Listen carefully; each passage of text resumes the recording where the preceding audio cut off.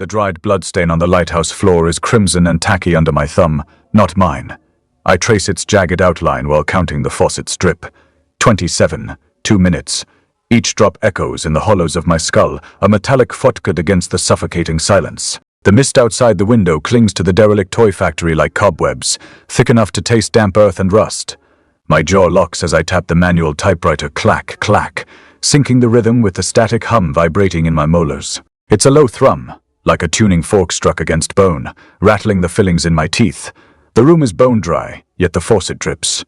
Always drips. I watch the empty lot through the grimy glass. Nothing moves, no shadows shift. Then I see it, the reflection of a child's shoe. Wet sole, glistening gold like fresh spilled honey, reflecting the mist. Impossible. The mist is thick, the lot is dry. Yet the shoe's sole gleams, water beading on its surface as if newly wet. My breath hitches. I tap the typewriter again, clack, clack, clack, and the sound syncs perfectly with the hum. The shoe's reflection wiggles, a subtle, unnatural twitch. No source, no shadow stirs in the reflection. I don't blink. I don't breathe. The static hum intensifies, vibrating up my spine, making the dried bloodstain on the floor feel warm, almost alive. The typewriter clacks once more, a sharp, precise fin clack that cuts the hum for a fraction of a second. Then it clacks again. Silence. The word forms in the typewriter's ink, stark against the paper. I don't look up. I know what I'll see. The reflection of the shoe is gone. The lot is empty. But the room is still. The mist clings. I feel the shadow before I see it. It flickers against the wall behind me. No source, no shape. Just a sudden absence of light where there was none. It flickers again, a stutter like a dying bulb. The typewriter clacks one last time, the sound sharp, final, cutting through the static hum. The shadow flickers without moving, no source, no shape, just the absence of light. The static hum vibrates deeper, a sound I feel in my ribs now, not just my teeth. I don't turn, I don't move. The mist thickens, the reflection of the wet shoe is gone. Only the shadow flickers. The typewriter clacks silence. The shadow flickers, without a source. Glass crunched under the heel of my boot, a brittle scattering that barely registered over the persistent drip. 28, 29. Each drop a tiny hammer against the interior of my skull, though the air remained stubbornly, oppressively dry. I stepped fully into the factory's maw, the remnants of the doorway's frame groaning above me. The static hum already present in the lighthouse, amplified here, a physical pressure against my teeth. It wasn't a sound I heard, so much as felt, a vibration that resonated in the marrow of my bones. The air, though still dry, carried a scent 20 not of decay, not precisely, but of something manufactured, something tended to smell of childhood, now long curdled. Dust motes danced in the shafts of mist-filtered light that pierced the broken windows. The floor was a mosaic of shattered glass and splintered wood, the ghosts of painted smiles and brightly colored plastic scattered amongst the debris. I moved deeper, past skeletal remains of assembly lines, past the hulks of machines whose purpose I could only guess at. The hum intensified with each step, resolving into a subtle rhythmic pulse that seemed to synchronize with the dripping. 30, 31. I ignored it. I always ignore the rhythm. Then I saw it. Beside a hulking machine, 40, a tangle of gears and rusted metal plates, Tembi, a single shoe. Small, leather, a child's shoe. The leather was unmarred, unscratched, the color a deep, almost bruised gold, and it was wet. Not damp, not merely mist-touched, but actively, unnaturally wet. The sole glistened, beads of water clinging to the leather as if it had just been pulled from a puddle. Impossible. The floor around it was bone dry. The mist outside offered no explanation. The water didn't stain the floor, it beaded on the surface. I knelt, the movement stiff in my joints. My fingers, clumsy and uncoordinated, reached for the shoe. The metal of the machine was cold beneath my palm. The wetness of the leather was a shock, a slick, unsettling cold that seeped into my skin, bypassing the nerves. It wasn't the cold of water, but something else. Something that felt like the absence of warmth. The static hum now vibrated in my sternum, a frantic, trapped bird. I traced the stitching with a fingertip. The leather felt unnaturally supple, as if still pliable despite its age. A weight settled on my neck. Not a pressure, not a crushing force, but a gentle, insistent weight. I didn't need to turn. I already knew the cat. It had materialized silently, its emerald eyes glowing in the gloom. The cat's fur was a shade darker than the shadows, almost absorbing the light. It settled onto my shoulders, a warm, purring weight. But the purr, it wasn't a purr. It was a ticking. A precise mechanical tick-tick-tick that resonated with the dripping, with the static hum, with the insistent rhythm of the factory. A chronometer, the factory door, a rusted monstrosity of iron and wood, shuddered. Then, with a groan that echoed through the cavernous space, it slammed shut. The sound was not violent, not sudden, but deliberate. Final. The mist outside the windows seemed to thicken, pressing against the glass, obscuring the world beyond. The ticking intensified, the purr becoming more pronounced. I touched the shoe again. The wetness felt deeper now. It wasn't just on the surface. It was seeping into my skin, chilling me from the inside. My fingers curled around the shoe. Not gently, not cautiously, but with a tightening grip, the leather yielded, conforming to the shape of my hand. The wetness spread, coating my palm, my wrist. The ticking of the cat's purr quickened, the sound growing sharper, more insistent. The emerald eyes burned into the back of my skull. My knuckles whitened.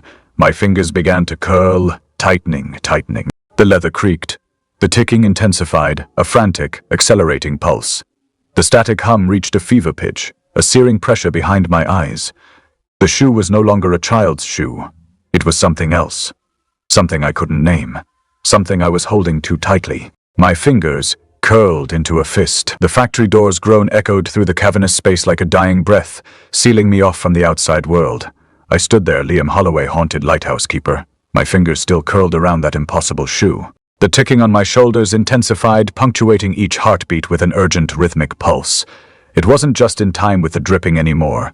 It was racing ahead of it, like a clock counting down to 0 hour. The mist outside pressed against the windows, thick and malevolent, obscuring any glimpse of the world beyond. The air inside seemed to grow denser too, heavy with anticipation or dread. I couldn't tell which. It felt like being underwater, each breath an effort against the crushing pressure. The static hum that had been vibrating in my teeth now resonated through my entire body, a physical manifestation of the factory's heartbeat. I turned slowly, almost reluctantly, towards the exit. My ankle throbbed where I'd stepped on what should have been the reflection of a toy train, but wasn't. It was crushed bone and shattered glass underfoot, each step an explosion of pain that echoed through me like gunshots in silence. Yet there was no echo here. Sound seemed to die immediately upon birth. The cat, if it could even be called such, remained on my shoulders, its emerald eyes burning into the back of my skull. Its purr was a chronometer now, ticking away seconds that felt like hours. I knew what awaited me upstairs in the lighthouse. I'd seen it before, each time worse than the last. But there was no choice but to go up, to face whatever new horror had taken root since my descent into this forsaken place. The stairs groaned underfoot as if protesting my weight. Each step was a struggle against gravity itself, every movement stiff and slow like wading through mud. The air grew colder too, not the chill of damp stone, but something deeper, more insidious. It felt alive, malevolent. It tasted metallic on my tongue, coppery and cloying. Halfway up I paused to catch my breath. My reflection in the glass panel beside me caught my eye, or what should have been mine. Instead of seeing myself staring back at me, there was only nothingness. A blank void where my face ought to be, like someone had painted over it with black paint on a canvas. Panic surged within me, but I pushed it down, swallowing hard against the dry lump in my throat. I continued upwards, each step heavier than the last, until finally, I reached the door leading back into the lighthouse proper. It creaked open at my touch. Everything here seemed to be alive with a will of its own except for those things that shouldn't move or speak, but did anyway. The air inside was thick with dust motes dancing in the faint light filtering through grime, crusted windows. My typewriter stood sentinel amidst the chaos, untouched by time despite being decades old. It seemed to call out to me like a beacon, drawing me closer until I stood before it once more. My fingers hovered over the keys for several heartbeats before descending with deliberate intent. VSEZILENCE. Each letter was struck hard enough that the sound echoed around us, or should have done so. Instead, they crunched softly like dry bone breaking underfoot. The word looked out of place on the page too. It seemed too small somehow, not nearly large enough to contain what had happened here. As if summoned by my typing, my shadow flickered beside me despite there being no movement from myself or any other source within range of its reach. It stretched long and grotesque across the wall before contracting again suddenly into something more akin to a twisted parody than anything recognizable as human form. I watched it warily out of the corner of my eye while behind me, the cat's purring continued unabated, ticking down inexorably towards some unseen deadline. I reached for another sheet of paper but paused mid-movement. Something wasn't right. Something had changed since I'd last been here, and not just because all reflections now appeared frozen in place or worse, still entirely absent altogether, like mine was downstairs on the stairs. No, there was more to it than that this time. The air felt heavier somehow, almost viscous against my skin, as if trying desperately hard to cling onto me before being forced away again by some unseen force pushing from behind. It tasted different too, not just metallic anymore, but something else lurking underneath, like an underlying flavor note in a complex dish designed specifically to be unpleasant when taken alone. I turned slowly back towards the typewriter, my heart pounding wildly against its cage of bone and flesh as I did so. The keys seemed almost alive under my fingertips now. Or perhaps it was merely me who had changed somehow. Either way, they felt wrong somehow too. Not quite right anymore despite having used them countless times before without issue. Each key pressed down harder than necessary. Each letter struck with force enough to make the typewriter's carriage return shudder violently back into place afterward. But no sound came forth from any of these actions aside from that faint crunching noise like dry bone breaking underfoot once more. Only now it seemed louder somehow too. Closer perhaps. Hey. I watched in horror as each letter appeared on the page, feeling rather than hearing them form together into something far worse than mere words strung loosely across paper. They felt alive, almost somehow writhing and twisting beneath my gaze until they seemed ready to leap off the page at any moment, given half a chance. My reflection flickered again beside me, drawing my attention away from the typewriter momentarily, while simultaneously causing something else entirely to catch my eye instead. Movement out of the corner of it specifically. Something was moving down there in the darkness beyond where light could reach. Something large enough that its passing caused shadows themselves to shift subtly, albeit briefly, across walls and floor alike. I stood rooted to the spot, unable or perhaps unwilling, more likely given what lay ahead, still awaiting discovery, further downstairs within these crumbling ruins of a once grand yet now forsaken lighthouse. The cat's purring grew louder suddenly too. Its ticking sounded almost urgent now, as if warning me against something terrible lurking just out of sight, ready to strike should I dare venture any closer towards it, despite knowing full well what awaited there. But I had no choice, really, did I? Not anymore anyway. Not after seeing that shoe downstairs and feeling the weight settle onto my shoulders thereafter. There was only one way forward now, one path left unexplored, still leading deeper down into this labyrinthine nightmare where silence reigned supreme over all else. Save perhaps for those rare moments when it chose instead to speak in ways far more terrifying than mere words ever could be. And so, with a deep breath held tight within my lungs until they burned from lack of oxygen entirely, I took that first tentative step forward once again towards whatever lay waiting patiently ahead. The cat's purr dragged me forward, a mechanical metronome winding down. Each vibration hummed against my ribs, a gold thread unraveling through the factory's guts. The air here was different, thick with a fine metallic sheen, like the inside of a gutted clock. I exhaled, and the breath came back tainted, copper and sharp, as if the walls themselves were bleeding. The floor shifted beneath me, not with the creak of old wood, but with the whisper of something granular, shifting like sand. I knelt, fingers sinking into it. The dust was warm, almost alive, clinging to my skin like syrup. When I tasted it, just a flick of the tongue against the back of my hand, it was rust. Not the dry, flaky rust of nails, but the wet, iron tang of old blood left to fester. My stomach clenched. The cat's tail lashed once, twice, then stilled. Its emerald eyes locked onto mine, unblinking, as if waiting for permission. I followed the trail deeper, past the skeletal remains of assembly lines, past the husks of broken dolls with glass eyes that watched but never blinked. The walls here were lined with what looked like gilded veins, pulsing faintly with a sickly light. I pressed my palm against one. It was warm, almost too warm, like the inside of an oven. The dust clung to my fingers, and when I rubbed them together, it left a streak of dull gold. The purr stopped. Not faded. Not slowed, just stopped. The silence that followed was worse. The static in my teeth sharpened into a needle, drilling into my molars. My left hand curled inward, fingers digging into my palm until the nails bit crescents into my skin. The pain was real, sharp, but it didn't register. My mind was a blank slate, waiting. The machine ahead of me was no machine at all. Just a hollowed-out space where gears had once turned, now filled with the same gold dust. It wasn't dust anymore. It was counting.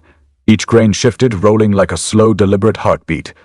1, 2, 3. The numbers weren't numbers, they were teeth, grinding against each other, each click a chomp, a swallow. The air thickened, pressed in, and for a second, I saw it, the thing that wore the dust-like skin, its mouth a jagged gash in the dark, its tongue a serpent of rusted wire. The cat didn't move, didn't purr, didn't even breathe. My fists tightened. The last grain fell, and the counting began again. I stood before the door, its surface slick with rusted gold dust. My hands no longer calloused and weathered by years at sea, but soft, almost childlike. Trembled as I reached out to grasp the handle. The metal was cold under my touch, like a body drained of warmth. A drip echoed behind me in the dry air, rhythmic and unnerving, each drop punctuating the silence with a metallic plink. The door didn't budge when I turned the handle. No surprise there. It hadn't been designed to open easily. But my hands, they were smaller now, weaker. When had that happened? The cat's emerald eyes watched me from the shadows, its tail twitching like a metronome, counting out the seconds until something gave. I stepped back, surveying the door. It was old oak, rotted around the edges, but still sturdy at its core.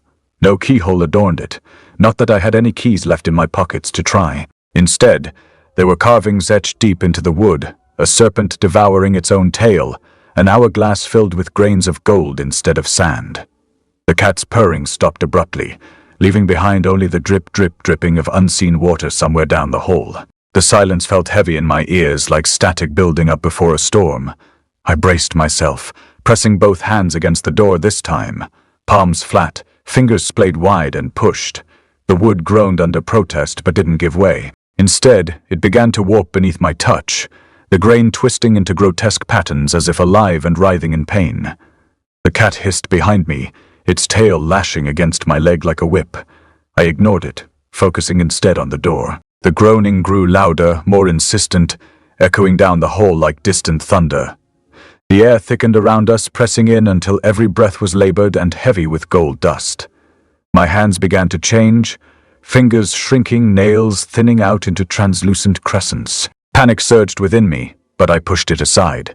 The door suddenly gave way, the warped wood splintering under my touch, as if rotted from within for centuries rather than mere moments. It swung open slowly, revealing a darkness so complete that even the cat's glowing eyes couldn't pierce through it. I reached down to retrieve the shoe I'd dropped, the child's shoe always wet no matter how dry its surroundings, and froze. The sole was damp against my fingertips, not with condensation but something thicker, heavier. Crimson stained the faded leather like blood seeping into old parchment. The drip behind me grew louder, more urgent, each drop falling faster than the last until it sounded almost like rain. Or perhaps it wasn't rain at all. Perhaps it was water pouring from every pore in my body as I began to shrink further, hands curling inward, fingers turning soft and pliant. I watched as the stain spread up my leg, cold as infection seeping into flesh. The cat's tail lashed against me again, but this time there was no pain, only a strange detachment like watching someone else's body from afar. My hand shrank further still until it looked less like an adult's and more like that of a child, a boy on the cusp of adolescence. And then finally, my fingers lost their battle against gravity, slipping free one by one before disappearing entirely into the encroaching darkness beyond the door. I lowered myself onto all fours, the rough-hewn planks of the factory floor biting into the soft pads of my palms. Not calluses anymore. Not for some time. The cat, a shifting shadow even in the perpetual mist, moved ahead, its progress marked only by the rhythmic tick-tick-tick of its purr. It wasn't the sound of contentment. It was precise, mechanical. A chronometer counting down to something I hadn't yet earned the knowledge to dread.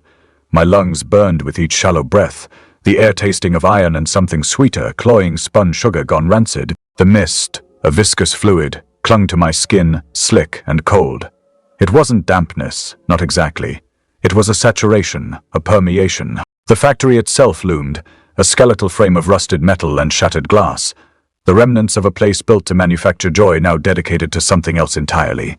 Each movement was an effort, a negotiation with limbs that felt increasingly foreign. My spine curved, muscles protesting the unfamiliar angle, the shift in weight. The lighthouse, my lighthouse, was a distant, grey smear through the swirling grey. It felt distant in a way that wasn't merely spatial. The cat paused, its emerald eyes glowing brighter, twin beacons in the gloom. It didn't look twitchy at me, not precisely. It looked through me, assessing something within. Its tail, a slender whip, twitched, the rhythm of the purr intensifying. Tick, tick, tick. The sound resonated not in my ears but in my teeth, a vibration that set my jaw aching. I pushed forward, crawling now, the planks unforgiving. My knees scraped against the wood, but there was no sting, no immediate feedback. A dullness had settled over my nerves, a muffling of sensation. The factory floor was littered with the detritus of forgotten playthings, porcelain doll limbs, rusted gears, the skeletal remains of stuffed animals. They weren't merely discarded, they were twin-absorbed, as if the building itself was digesting them. The air grew heavy, not thick, but dense, a pressure against my chest. My breath came in ragged gasps, each one shallower than the last. It felt like breathing through cotton. The golden dust, ubiquitous throughout the stronghold, settled on my eyelashes, obscuring my vision. It wasn't a visual impediment, though. It was a weight, a subtle oppression. I reached out, my hand smaller, more delicate, brushing against a half-finished carousel horse. The wood was smooth, unnaturally so. No grain, no texture, as if it had been polished by something other than time. I tried to grip it, to pull myself forward, but my fingers lacked the strength. They were clumsy, uncoordinated. The cat's purr accelerated. Tick, tick, tick, faster, insistent. It wasn't a cat anymore, not entirely. It was a mechanism, a timekeeper, and I apparently was the subject of its accounting. My hand slipped not because of weakness, but because the wood offered no resistance. It slid off the horse's flank, and I lost purchase on the floor. My weight shifted, and my palms scraped against the cold, unforgiving planks.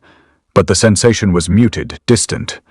I flailed, trying to regain my balance, but my movements were jerky, uncoordinated, a child's movements. The floor seemed to tilt, the factory walls leaning in, compressing the space. The mist swirled, a suffocating embrace. My hand, the one that had slipped, reached out again, seeking something, anything to grasp. It found nothing but air, empty space, and then it slipped again. This time not from the wall, not from the carousel horse. It slipped from the wall entirely, dangling for a moment, a small, pale hand suspended in the gloom. The emerald eyes glowed brighter, reflecting the nothingness beyond. The purr, a frantic, mechanical beat, filled the void. Tick, tick, tick, tick, tick. It was the last thing I felt before the darkness consumed me. The humming started low, a vibration in my teeth more than a sound. It wasn't unpleasant, not precisely. It was present. Like the persistent tremor before a storm, a feeling of impending alteration. I was sitting.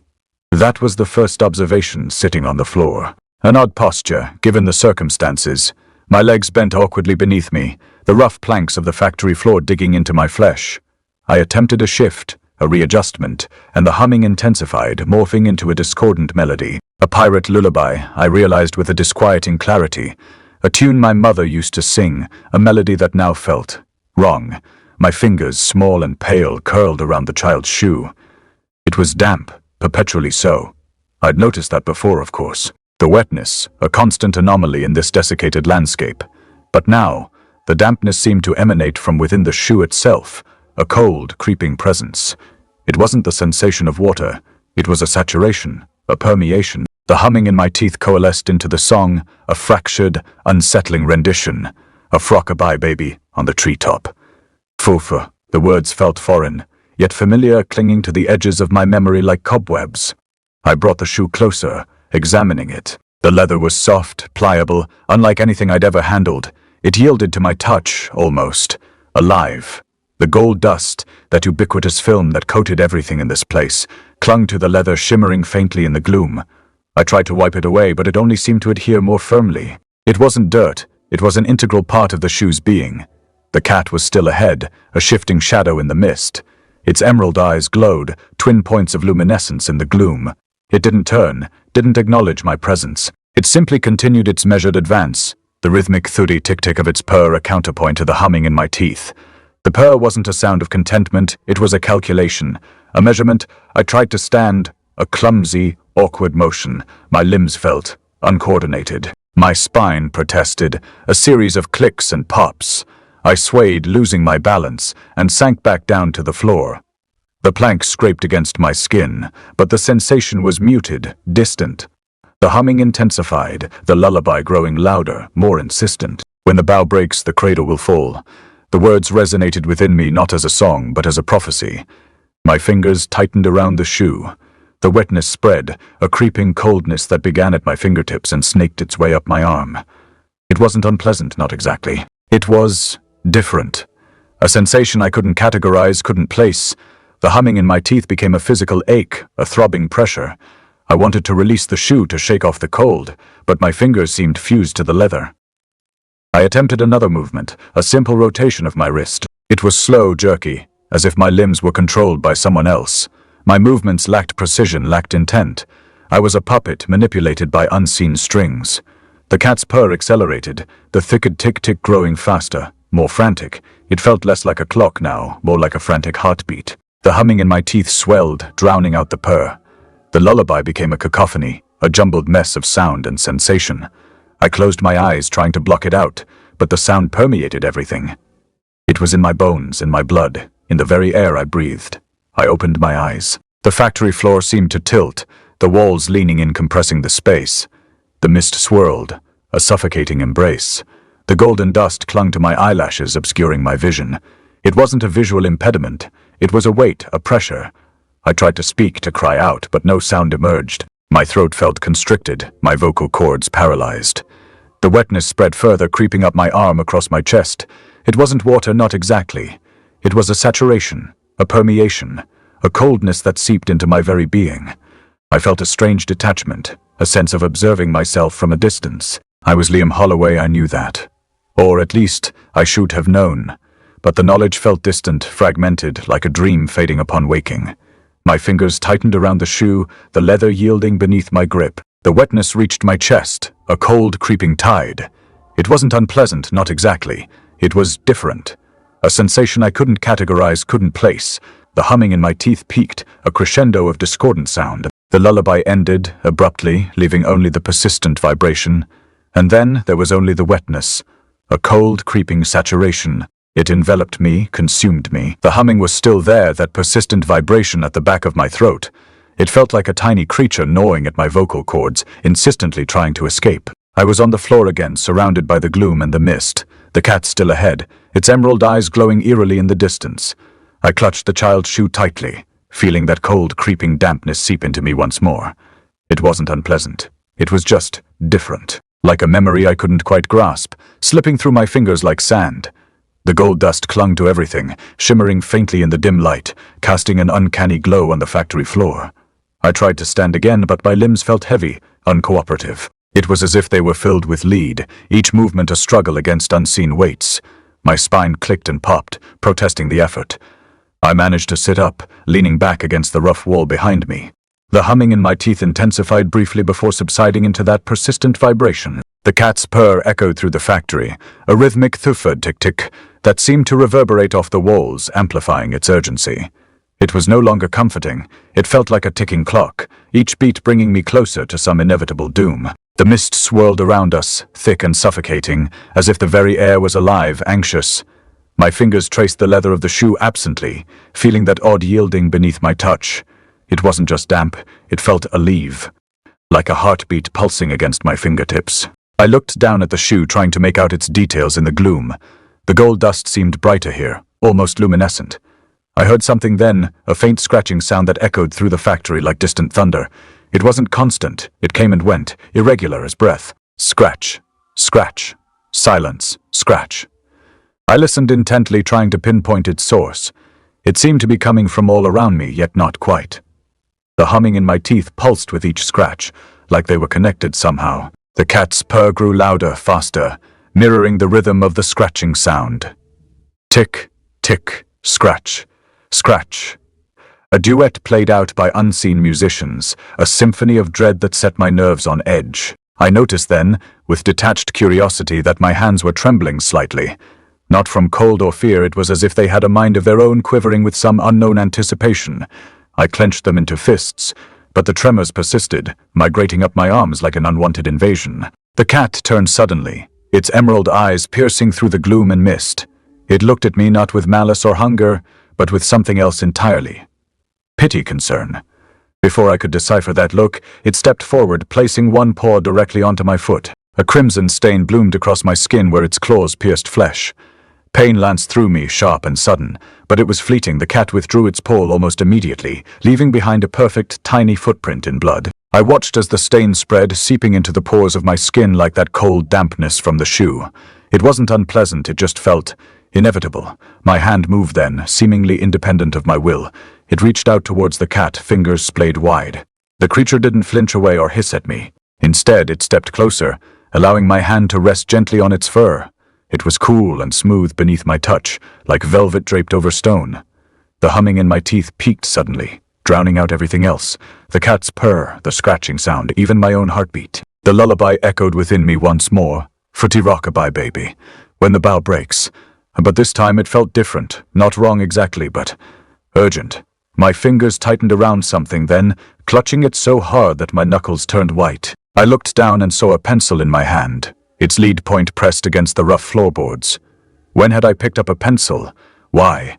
I lifted the pencil hesitantly, feeling its weight in my grasp.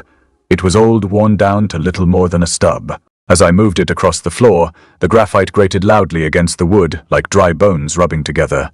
Screech, scratch, scratch. The sound seemed unnaturally loud in the factory's silence. I tried to write something then, some desperate plea for help, perhaps, but all that came out was a single word, shoe. Scrawled over and over again until there was no more graphite left, just a smear of dust across the floorboards. The cat stepped away from me then, its emerald eyes never leaving mine. It turned around slowly before beginning to walk away, each step deliberate, measured.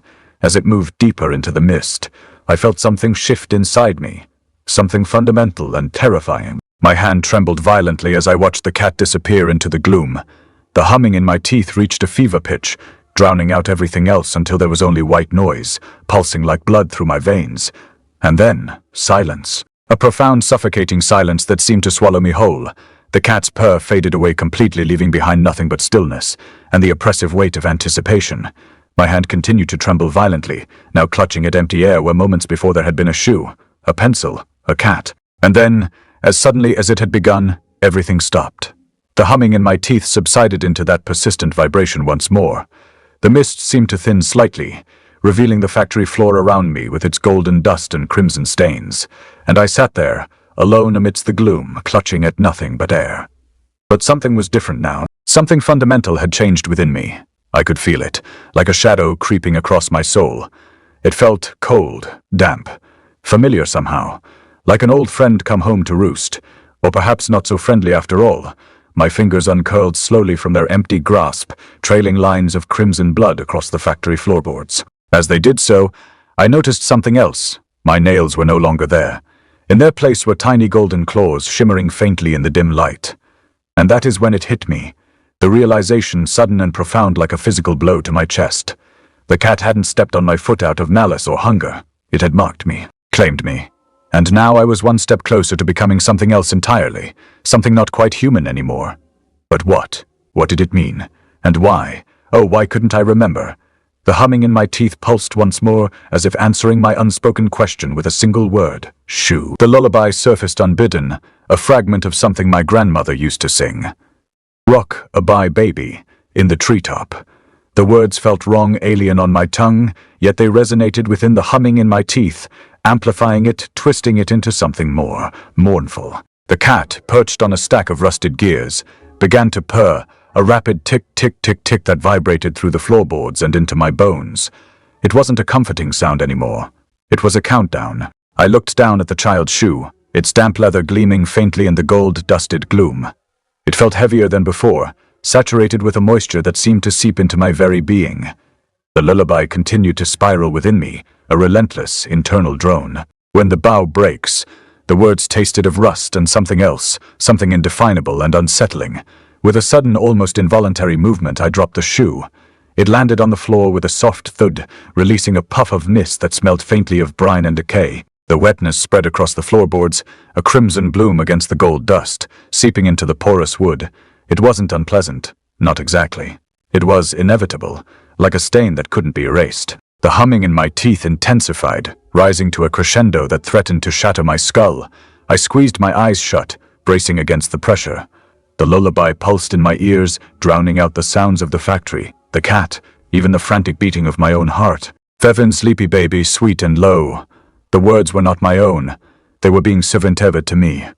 When I opened my eyes, the mist seemed thicker, swirling around my ankles like grasping tendrils. The cat had moved closer, its emerald eyes fixed on me with an unsettling intensity. It wasn't predatory, not exactly. It was expectant, as if waiting for something to happen. The shoe lay before me, the crimson stain spreading outward, a macabre flower blooming on the factory floor. The gold dust clung to the edges of the stain, making it shimmer with an unnatural luminescence. I felt a compulsion, a deep-seated urge to reach out, to touch the wet leather. My hand moved then, against my will, reaching towards the shoe. The cat watched me, its purr a steady, rhythmic pulse. The humming in my teeth peaked again, threatening to overwhelm me. Rock-a-bye, baby. The lullaby felt like a physical force pushing me forward. My fingertips brushed against the damp leather. It was cold, clammy, and strangely alive. A jolt of something akin to recognition shot through me, a fleeting memory of a warmth I couldn't quite grasp. The cat's purr seemed to deepen, resonating within my very bones. I grasped the shoe, pulling it closer. The wetness spread across my chest, clinging to my skin like a second layer. It wasn't unpleasant, it was just different. Like a memory I couldn't quite grasp, slipping through my fingers like sand. The gold dust clung to my skin, shimmering faintly in the dim light, casting an uncanny glow. The lullaby continued, a relentless drone within my skull. When the bough breaks. Sir, the words felt heavy, laden with meaning I couldn't decipher. The cat's eyes seemed to bore into me, filled with a strange, unsettling pity. My fingers tightened around the shoe, squeezing it until the leather creaked. The humming in my teeth reached a fever pitch, vibrating through my entire body. I felt a strange detachment, as if I were watching myself from afar. The factory floor seemed to tilt, the shadows deepening, the mist swirling faster. Then, as suddenly as it began, the lullaby stopped. The humming in my teeth subsided, leaving behind a ringing silence. The cat's purr ceased abruptly, leaving a void in the air. I stood there, clutching the damp shoe to my chest, the crimson stain spreading across my clothing. The mist began to thicken, obscuring the factory floor around me. The gold dust seemed to dim, losing its unnatural luminescence. I felt a profound sense of disorientation, as if the very fabric of reality was shifting around me. My fingers curled tighter around the shoe, my knuckles white with the effort. The mist pressed in, cold and damp against my skin.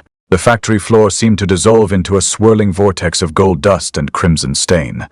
The humming returned, a faint vibration at the back of my throat. A silent warning. The wetness wasn't cold. It was heavy. A slow seep through the fabric of my shirt, carrying the scent of river mud and old bones. My hands lay on the factory floor, and I watched them shrink. Knuckles smoothed, fingers shortened, the skin growing thin and pale like the inside of a mussel shell. I didn't feel the change, it was just there, like the rust on the gears behind me. The cat's purr had become a constant vibration, not in the air but deep in my molars, a rhythmic thrum-thrum, that matched the slow, heavy pulse of the factory itself. Tick-tick-tick against the back of my teeth. It wasn't sound anymore, it was pressure. It was the only thing holding the world together. The shoe felt alive in my hands, not just wet, but twin breathing.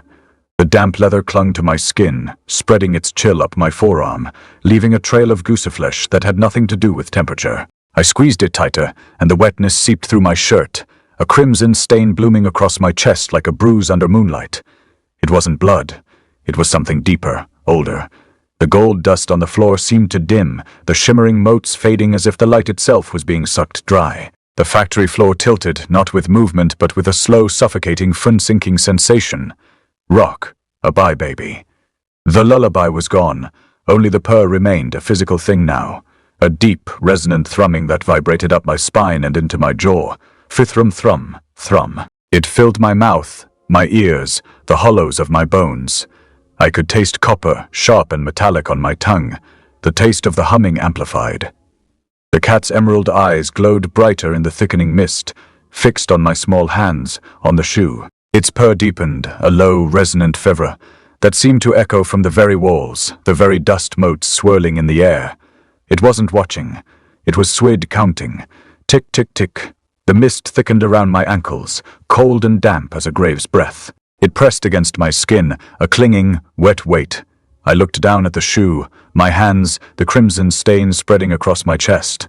The edges of the stain shimmered faintly with the dying gold dust, a grotesque, unnatural glow.